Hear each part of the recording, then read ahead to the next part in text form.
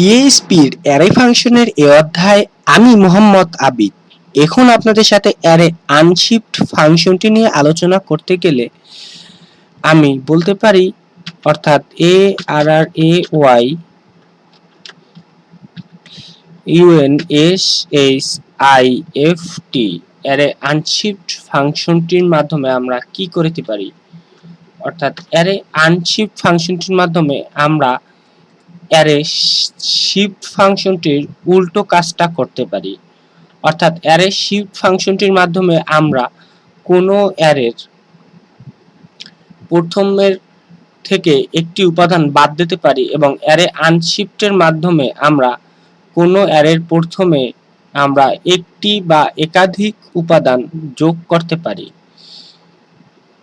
ইহার জন্য আমার প্রথমে যে অ্যারেটি নিয়ে কাজ করব সেই অ্যারে ভেরিয়েবলটির নাম লিখতে হবে এবং তাহার পরে আমরা যে উপাদানগুলো যোগ করব তাহার নাম লিখব। ধরুন আমি আমাদের যে মেইন অ্যারেটি আছে ইহার ভিতর আমরা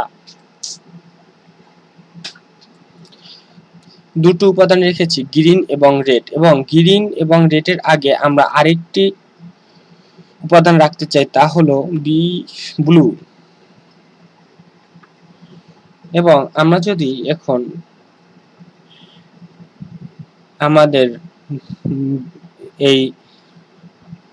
আমাদের অ্যারেটির প্রিভিউ ব্রাউজারে দেখি, আমরা অ্যারে আনশিফট ফাংশনটির মাধ্যমে আমাদের মেইন অ্যারের একটি উপাদান বৃদ্ধি করেছি। সুতরাং আমরা যদি মেইন অ্যারেটির প্রিভিউ ব্রাউজারে দেখি প্রিন্টআর কমান্ডের মাধ্যমে, তাহলে আমরা কি দেখিতে পারিব?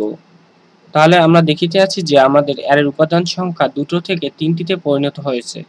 এবং আমাদের এখানে একটি গুরুত্বপূর্ণ বিষয় হলো আমরা সাধারণত অ্যারে ফাংশন দিয়ে নতুন অ্যারে তৈরি করি এবং তারপরে আমরা আমাদের নতুন অ্যারের নাম দিই, কিন্তু আমরা এখানে অ্যারে আনশিফট ফাংশনটির মাধ্যমে নতুন কোনো অ্যারে তৈরি করব না, বরং পূর্ববর্তীতে যে অ্যারেটি রয়েছে সেটিকেই আমরা পরিবর্তন করব। ইহার জন্য আমাদের নতুন কোনো নাম দেওয়ার দরকার নেই।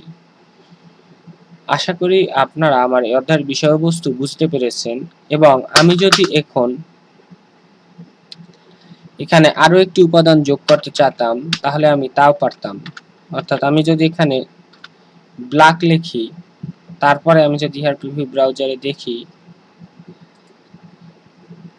তাহলে আমরা এখন অ্যারের ভিতর মোট 4টি উপাদান পেয়েছি।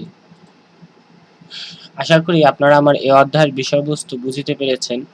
এবং আপনাদের যদি কোনো প্রশ্ন কিংবা সাজেশন থাকে তাহলে তা কমেন্টের মাধ্যমে জানাতে পারেন এবং আমাকে সাপোর্ট করার জন্য আমার চ্যানেলটিকে একটি সাবস্ক্রাইব করুন।